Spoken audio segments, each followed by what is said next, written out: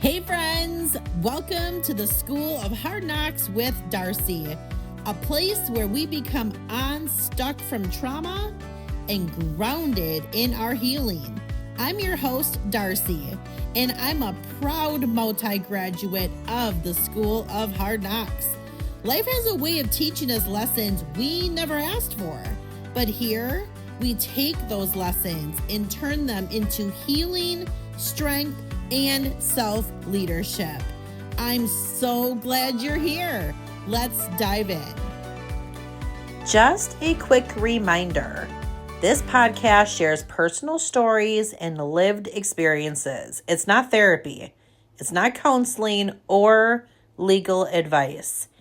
If you need professional help, please reach out to a licensed provider. Hello, School of Hard Knocks. Class is in session. We are here with our Rebuilt series where we are talking with people from all across the world who have gone through some stuff and have made it to the other side of trauma, grief, pain, sadness, loss, all of the things that we really don't enjoy going through. Yet, a lot of us go through it and make it through to the other side and accomplish some really amazing things. So that brings me to introduce you to our guest today. We are sitting here today with Hugh Newton. Welcome, Hugh.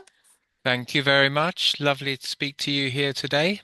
Yeah, so great to speak with you. So this is kind of cool because I don't think I've had anybody yet that I know of currently living in a different part of the world. I've spoke Okay. with people who have moved from Africa to the Yeah. States, so that's pretty cool. But Hugh lives in the UK currently, correct? Yes. Yes, that's right.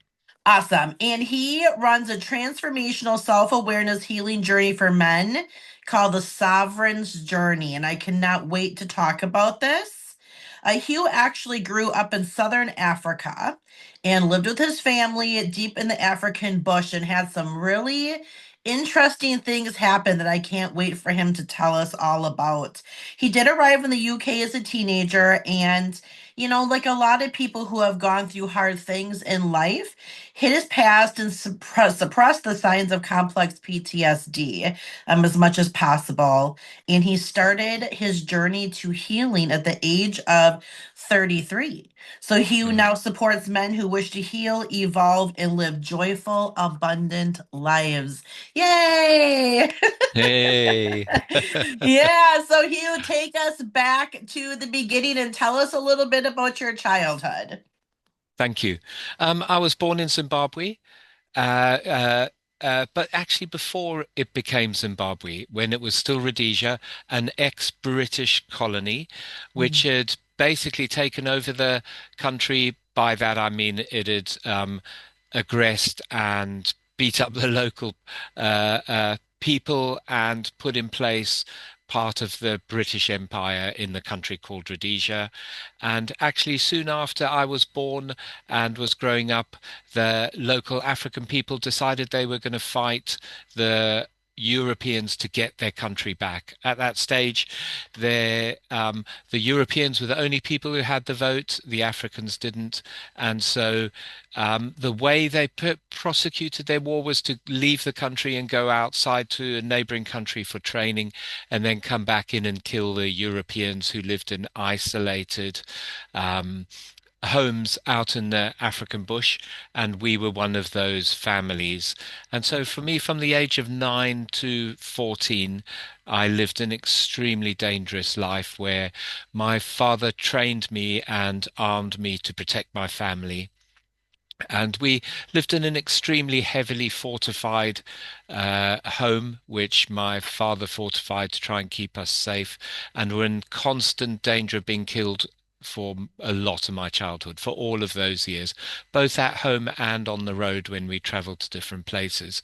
And actually, for me, everyone else was in the same boat, all my friends, all the families around me. So it was all became extremely familiar, and it became my life in a lot of ways. And it was only once I left the country at the age of 15, so I didn't have to go into the army, and we came to the UK.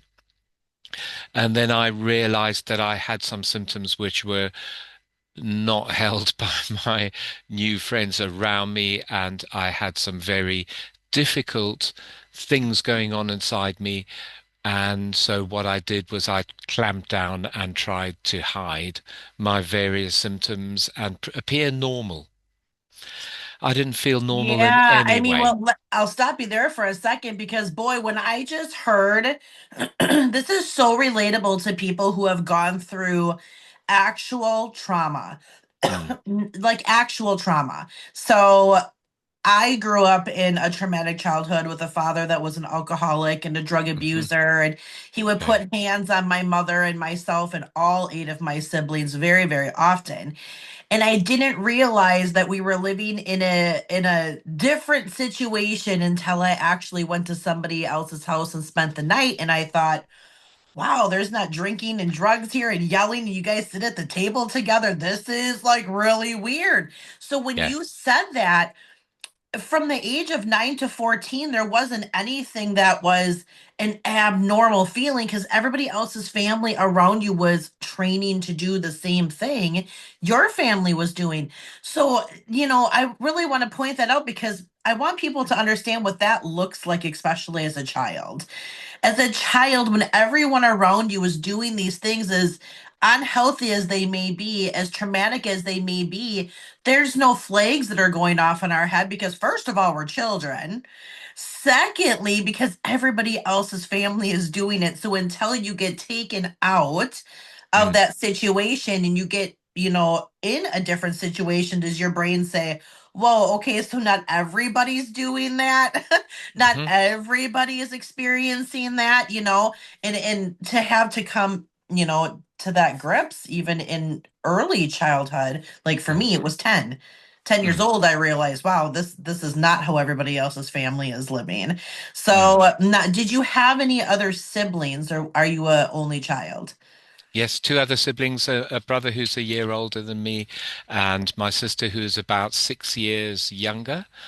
So she didn't tend to, she doesn't remember much about her childhood in the war, but my brother and I were very heavily implicated. And Mhm. actually, we were protecting my mum and my sister for a lot of my childhood. Yeah. So now you're 15 and you're in the UK. Yeah. And you start to feel these feelings of being different from the people that are around you. What kind of feelings do you remember those were? I can remember one particular time where I was walking along a road with some friends and a car backfired and I dived for the floor. And I remember looking up, and my friends were looking at me in a very strange way, like, "What's wrong with this guy? Something's really wrong here." And actually, I felt something was really wrong because living in a violent atmosphere for many years is corrosive, and I actually thought I was corroded somehow, that there was something wrong with me, and perhaps I was bad or maybe even evil. I didn't know what it was, but I knew that I'd been infected by the war, and I had a very, very difficult time for a long time with extremely violent dreams. Mm. And it always went the same in the dream. Someone was chasing me, chasing me, chasing me until I got, usually somewhere high up in an attic or something like that. I got to a place where I couldn't escape anymore, and then they'd come to kill me, and I would kill them very violently.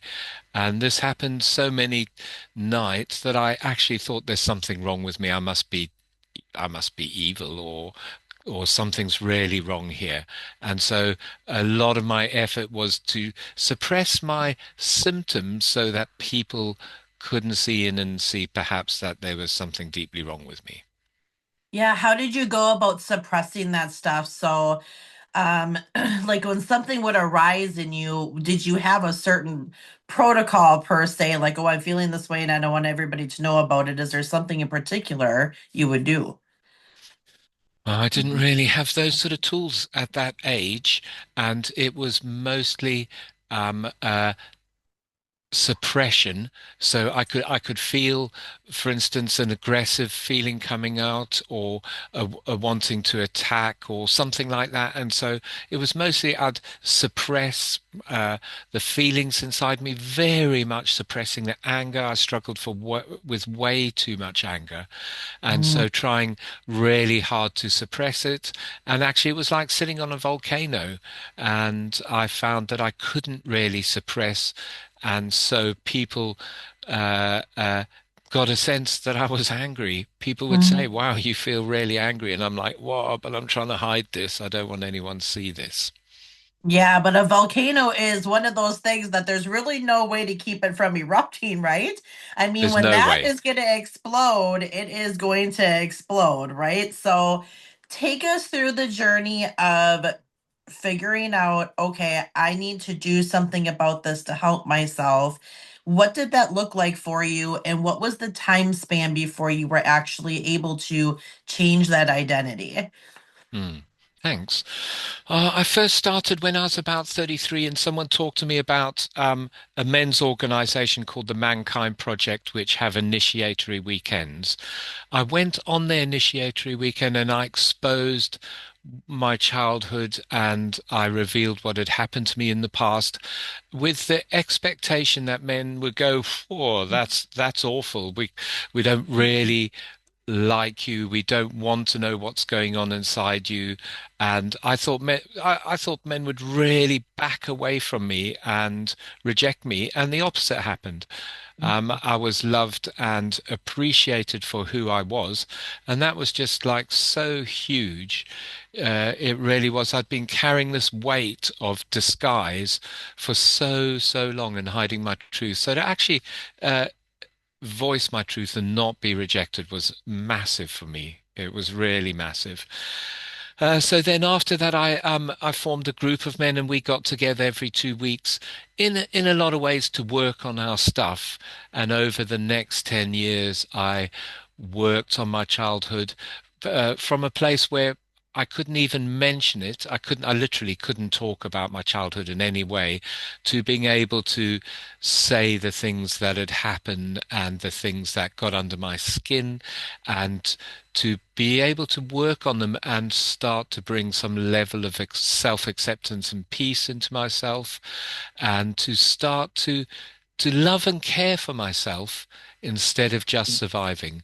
And so it's been a very long journey of actually acknowledging that there is darkness inside me. One of the things I work with in men is not, which I've worked with myself, is not just my own trauma, but what that does and how that makes me more likely to live my own trauma out with the world. A bit like a vampire bite. I was bitten by violence, and so had such a strong tendency to want to explode into violence myself. Mhm. And I've had to really look at the parts of me that want to defend me in an exaggerated way, and to love and calm those parts of myself down, so that I'm not a dangerous person. And Mhm. living up as in a dangerous life, I was a dangerous person. I definitely was, and I've had to look and take care of that part of me which focuses out on the world, wanting to deliver the hurt and violence that was delivered to me, wanting to deliver that to the world, and stopping that part of myself to make myself a safe man. Yeah, I love that. I had to write that down because the vampire bite, right? Yeah. Because Yeah. it's that is such a good like analogy to use because you almost really start to become, like that part of you, and it's so hard to figure out how to stop it from happening because like you said, we don't just come into these tools when we're super young. Mm. These are things that you have to continually take the initiative. That's why when I'm talking to so many people, even for myself, I've only been working on myself for a little over a year and I'm 46. Right. So I've allowed a lot of time to pass with Mm. dealing with things very inappropriately. I was an enabler for a long time. I thought I could love people out of their situations. I thought I wasn't good enough or deserving enough of stuff. And it was a very long time. I actually started to care for myself when I had to care for my dad. My dad Okay. became a victim of a workplace shooting where he worked, and the Right. workplace shooting left him with a brain injury. Wow. So I'm when I had sorry. to start advocating for my dad, I thought, Mm, well, why the hell could you not advocate for yourself? Here you are so strongly like fighting doctors and nurses and workmen's comp and attorneys and lawyers and courts. Why don't you fight for yourself that way? love it. And that's when that change switched in my brain where I realized, Mm, oh, this is something you can actually do. mm, So that took me on this journey of discovering this whole new different person, and my identity literally shift like 42, 43 years old. I yeah. mean, I couldn't believe who I was because I wasn't what I would consider like a bad person. I had anger Hmm. issues. Hmm. I realized that I like to punch things. Hmm. Smashing things is like the most incredible release. I Yep. mean, that was just, I mean, the first time I smashed a glass, I was like, why the heck has no one told me that this feels so good? Yeah. But there's obviously healthier alternatives that I started to learn as I got. We don't want to smash all of our stuff in our house trying to feel better, even though it really did. So that vampire bite, I get that because Mm, it's like it did become me for a very long period of time. So yeah. healing for women sometimes looks a little bit different than healing for men. So Yeah. tell me a little bit about some of the steps that you took to get to the man that you are now and how that opened up this sovereign journey that you're doing with other Mm, men. thanks. And just to say, yeah, blessings to you for embarking on your own journey and noticing how good you are with supporting your dad and now supporting yourself. And I'm it's so difficult. I think a lot of this wounding, when it happens when we're really young, it goes in very deep, and we learn a set of behaviors to try and survive our childhoods. And we have a lot of emotions around what happened to us.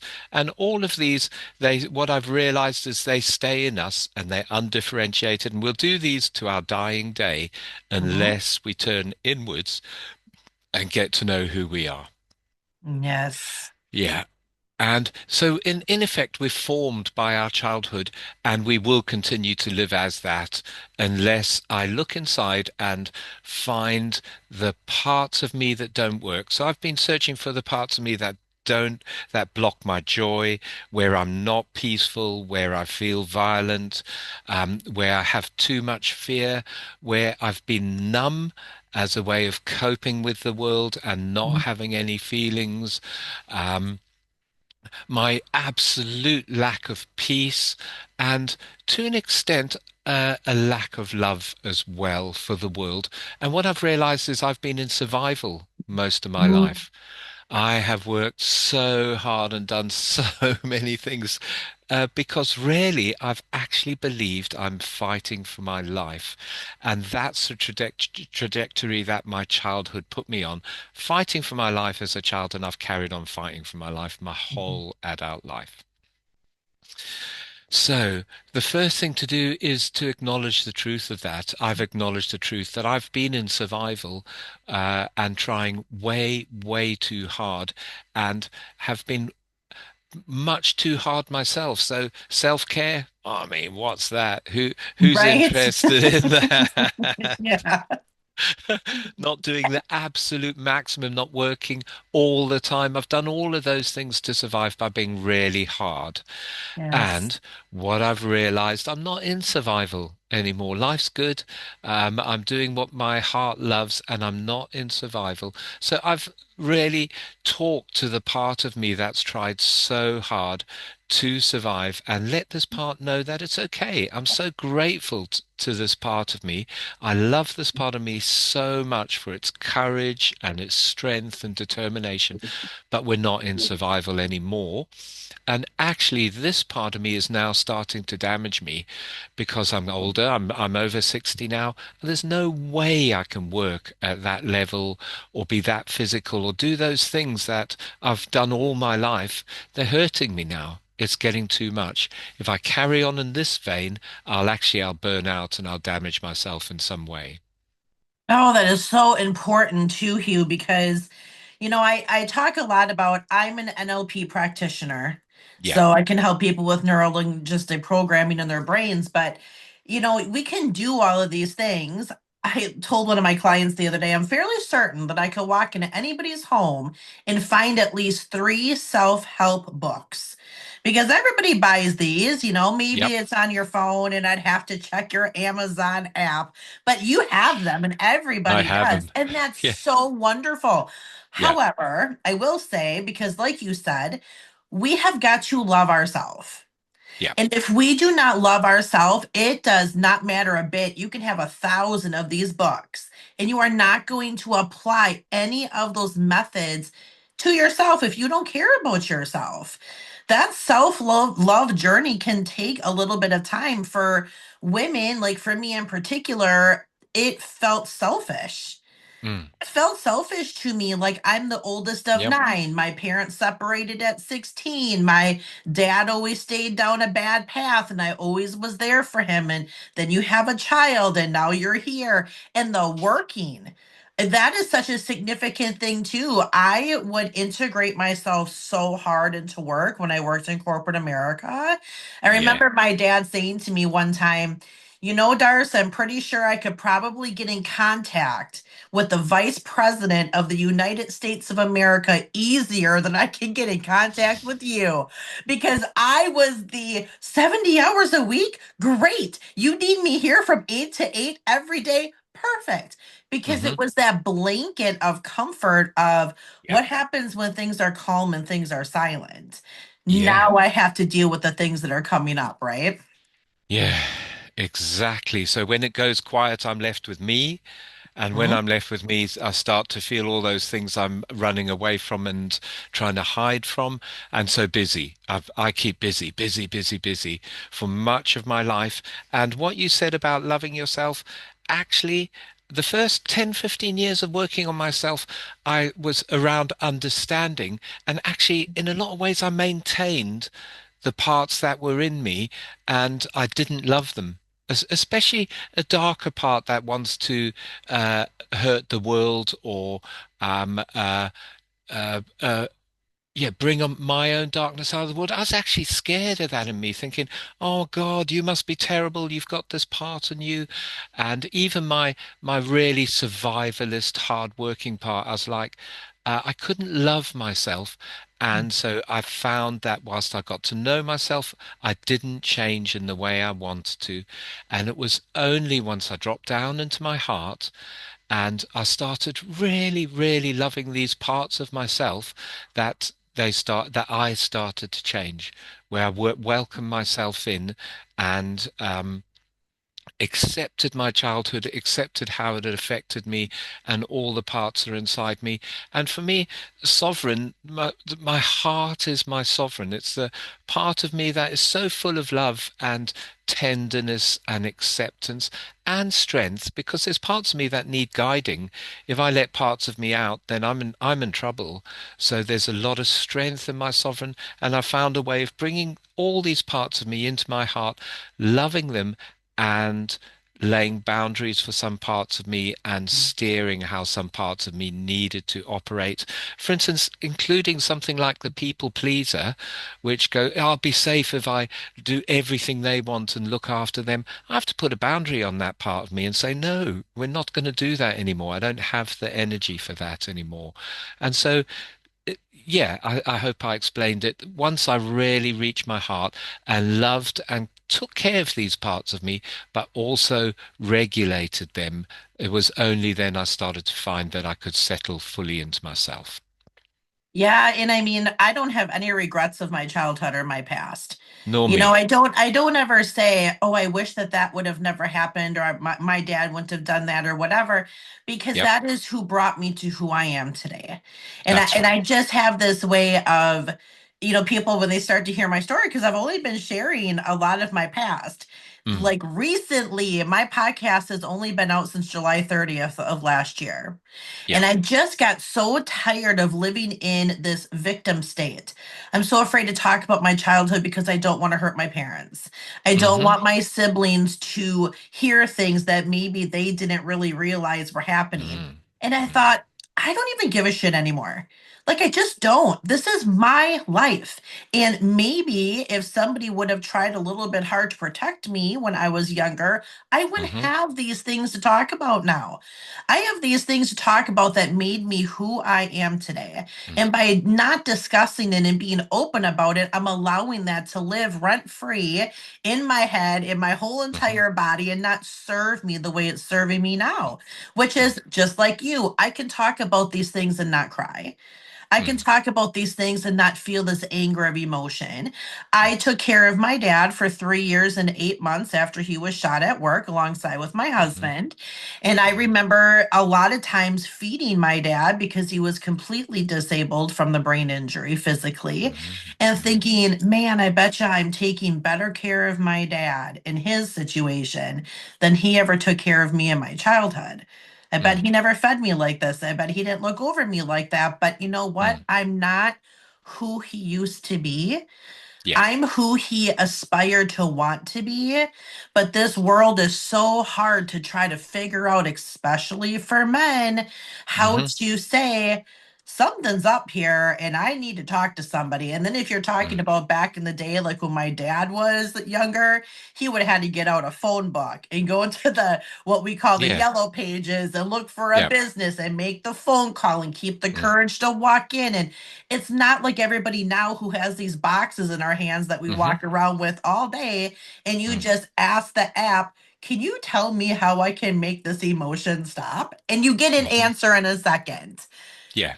Yeah, it's so different. So I've been grounded in my healing for long enough now that unfortunately my dad did pass away 5.5 months ago Mm. here inside Sorry. of my home. Thank you. And I found him because we were living together, right? And Yeah. I'm less than 6 months in, and I'm okay because I've learned how to regulate. I've learned how Mm, to heal properly, how to mm, give myself grace, how to not push myself because I could have done that too. I could have either shut way down and went into I'm not talking to anybody, or I could mm-hmm. have worked 25 out of 24 hours a day like I used to and just Mm-hmm. numbed everything. But when you get grounded in that healing, you start to take the appropriate steps when Mm. things happen because life is still going to happen, right? Like you are still Yeah. going to face things throughout the duration of your life, but now you have these tools to help you with that. That's it. Yeah, that's it. And I wouldn't have I don't regret a single thing in my childhood either. If I Mhm. did, it would be like regretting being me in a lot of ways, and I don't regret being me. I've made my terms. I'm very thoroughly happy with who I am and being myself. And the gift and difficulty, it's the wounded healer gift. Okay, so I learn to regulate and heal myself, and then I can turn back and put out my hand and offer the same to others. And if I'd had a beautiful, easy life, I probably wouldn't ever have shown any interest in any of that. Yeah, that's so relatable to me too, because I often wonder, geez, if I would have been, raised up differently, would I have the kind of compassion and heart that I do for trying to help other people? Or would I Exactly. just be somebody walking through life just going about things? Hmm. It's very interesting. It So, really is. the sovereign journey, how long have you had this group for men? Well, something 10, 12 years, something like that. A lot of it, I worked with an organization previously where I was training the leaders up into leadership through the sovereign's journey, and now I do it more. What I realized, I was just somewhat hidden away there, and now I do it out in the world. And since we've come out to the world, I think we're in our fifth group of men going through a journey. One's finishing at the moment, another starting in May, and it's a very, very thorough journey because for the men, instead of each man working on the particular pain that's coming up at the moment, what we do is we systematically go through a man's inner world, looking at 25 odd different characters inside of us, including some pretty young parts of ourselves. And what we do is we get to know, each man gets to know each of these different parts, and then we sit each part in front of his sovereign, in front of his heart, and he works out an agreement and arrangement to come to terms and live long term, knowing this part of himself and steering this part of himself. Uh, I love that. yeah. And the difficulty is with a lot of workshops is people have a great workshop and then 3 weeks later they've pretty much forgotten the development work they've done. So what we do is we record everything. We record the part, we record what their heartfelt sovereign says to the part, and we record the reply from the part and the agreement made with the sovereign and the different parts of himself. And then men can keep their work going instead of forgetting, oh yeah, I've completely forgotten what piece of work I did. Men have a literal record of it. And so if a man's suddenly got way too much fear and he needs to regulate the part of himself that brings fear to him, then he's worked with that part and he's got an agreement with that part. So he just sits the fear bringing part in front of him and restates his agreement to get that part to calm down. And so that's why it works so well, because men are able to hold on to the work, and it's not like just a beautiful weekend which is quickly forgotten. It's ongoing and purposeful development which is kept and remembered. Yes, and that is so important. If there is a man listening right now and he's interested in learning how to get involved with what you're doing, how would he go about doing that? Head to our website, sovereignsjourney.co.uk, and there's various ways you can get involved. We have every other Tuesday evening. I know it's not great for your timings, but in the evenings we have individual sessions where men can come and join us at a very small cost, and we do work with men on Zoom on an ongoing basis in group. Otherwise, men can come and join the Sovereign's Journey itself, or men can come and do one-on-one work with me. I work with a lot of men individually as well over Zoom. So there's different ways of getting involved. Very good. Well, Hugh, before we end our talk here, why don't you go ahead and leave us all with men in particular, since I know that that's who's going to be so excited about this conversation, even though I've taken away stuff. Mhm. Go ahead and leave us with something positive. If somebody is feeling, those emotions and they haven't been able to grasp them yet, give them a little bit of encouragement of, what steps can they take to start to change that identity. Okay, so first of all, there's quite a bit of bad press about men these days, that men can be dark and harmful and are not doing their work. I just want to say to men, actually, there's an underground revolution of men who are doing their work, and I know so many good men who are tending to their hearts, to their trauma, and who are evolving themselves into the sort of men that we want and the world needs. And so, saying to men, if you're suffering and if you're struggling, then find a way of doing individual work on yourself so you understand yourself better and you can love and take care of the parts of yourself that are struggling. I know us men were mostly conditioned into quite a hard model, and a lot of us end up in a survival for our lifetimes. And the thing about survival is we're missing a lot of life. We really are, especially if we're a bit numb. We're missing our beautiful family relations. We're missing our friendships if we're not feeling very much.